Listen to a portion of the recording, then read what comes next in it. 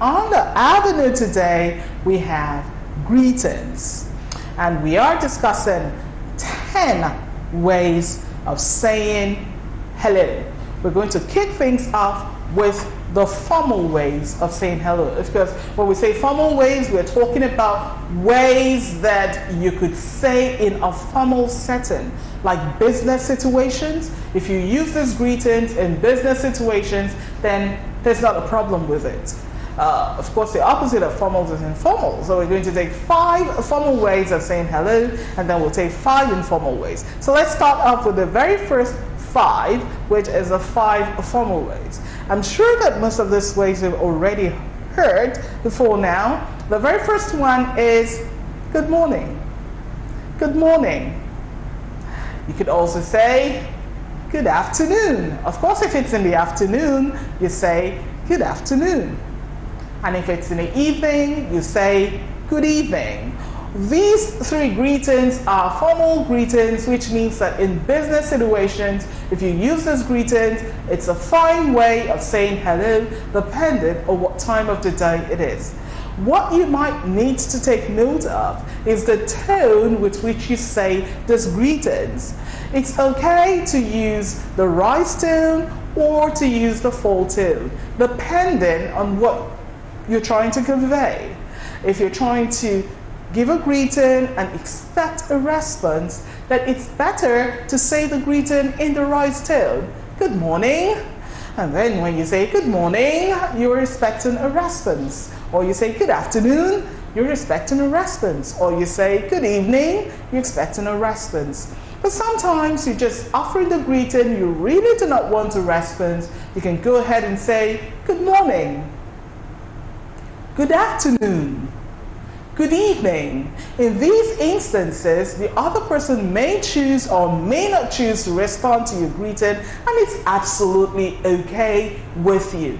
But if you had said the greeting in the right tone and they didn't respond, then there might be something wrong with that. So listen to the tone of the person saying your greeting, and then you can decide whether to respond or not respond. That will be all up to you. For instance, a lecturer walks into the classroom and he goes, good morning.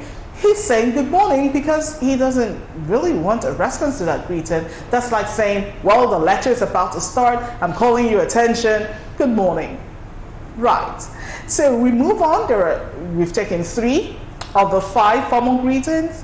The next 2 are greetings that you use when you're meeting someone for the first time, especially in formal situations. And so the greeting number 4 is, it's nice to meet you. It's nice to meet you. Of course, that shows that you're just meeting this person for the first time. It's nice to meet you. Also, you can say, it's a pleasure meeting you. It's a pleasure meeting you. That's another way of saying hello to someone that you've just met for the very first time. Sometimes people shorten these greetings to nice to meet you, they drop the it's, and sometimes they just say pleasure for it's a pleasure meeting you. Nothing wrong with that. It depends again on the context of use. Now let's look at a situation where you can use these greetings, especially number 4 and number 5. Well, let's say this guy, his name is John, and he has come over to your place and he's meeting your dad for the first time. Well, that's a formal meeting. Perhaps John is someone you're dating, and this is the first time that he's meeting your dad. And so you go, John, meet my father. Dad, this is John. And so what does John say? John could say, it's nice to meet you, sir. Or he could say, it's a pleasure meeting you, sir. Those 2 greetings are okay because John is meeting your dad for the first time. Of course, it will be completely weird and totally unacceptable for John to meet your father again and then say, it's nice to meet you, sir. Okay, we already met, didn't we? So you only use the greeting, it's nice to meet you, or it's a pleasure meeting you, when you're talking to someone you've just met for the first time. Except, of course, you're trying to be funny. and then everybody would know that you're trying to be funny. But ordinarily, in formal situations, you only use these greetings when you meet someone for the first time. Now let's look at informal greetings. As I said before, formal greetings are greetings that you can use in business situations.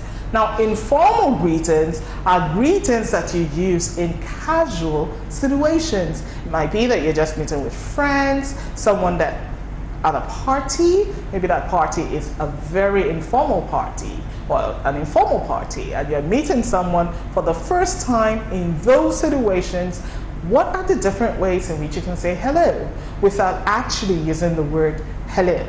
Well, we're going to learn 5 expressions that you could use to say hello in informal situation or informal ways. And here are the 5. Number 1, hi. Everyone uses this. Hi. You don't have to say hello, which is 2 syllables. You can simply say hi, and that passes for a greeting. Everyone knows this. Number 2, morning. I have been part of training in a school where it was hotly debated that it is not okay to say morning without the good. Some people consider this impolite. So you have to be careful when you're using this. Whereas it is not wrong in itself, you need to pay attention to who you're using it with.